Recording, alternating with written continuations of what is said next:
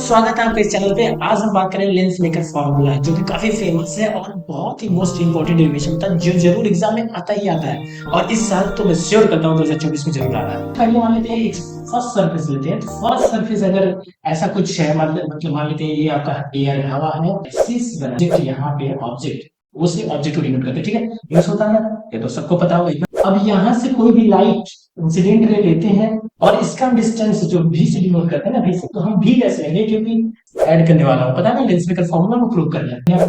अब जैसे ही इसको R1 सरफेस मान लेते हैं, ऐसे दूसरा भी सरफेस ऐड करते हैं R2 सरफेस, इसको बोलेंगे R2, क्योंकि चेंज हो सकता है। वैसे तो नॉर्मली हम दोनों सेम केस लेते हैं, बट चेंज हो सकता है, R1 R2 हो सकता है। तो इसमें पहले डायग्राम को इसको हटा देते हैं, वहां पे देखिए। ठीक है, सेकंड केस के लिए आपका इमेज जो डायग्राम होगा ये और यहाँ पे बिल्ड हो जाएगा लाइट।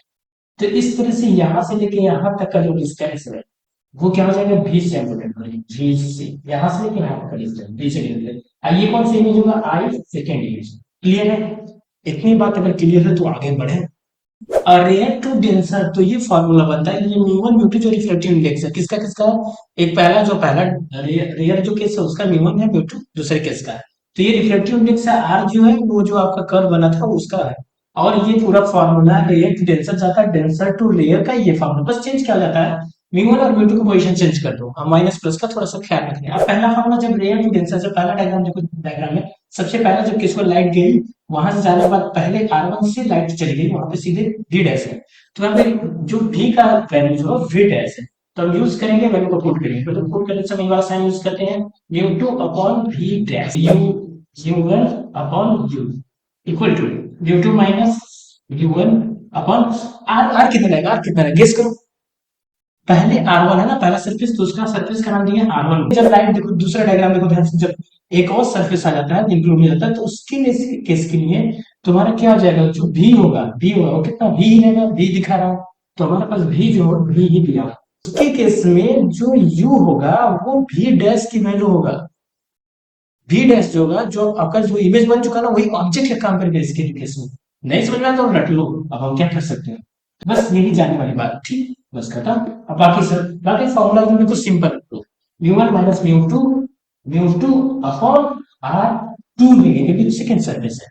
बस अगर इतना समझ में आ गया तो आपको प्रूफ हो गया। इसको इक्वेशन नंबर 1 मान लेना, इसको इक्वेशन नंबर 2 मान लेना।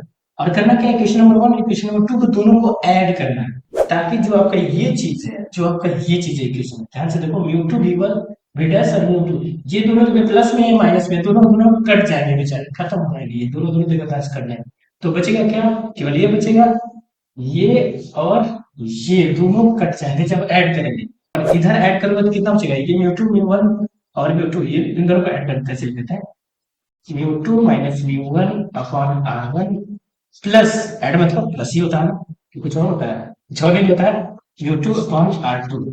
कि जैसे ही कॉमन लोगे तो क्या होगा, म्यू1 कॉमन लेने के बाद 1 upon v minus 1 upon u। ठीक है, बाकी इसको ये कैसे चेंज हो जाएगा, देखो म्यू2 म्यू1, और इसको हम R1 और R2 को उधर लेते हैं, म्यू2 में कॉमन लेना, प्लस माइनस का ख्याल रखते हुए।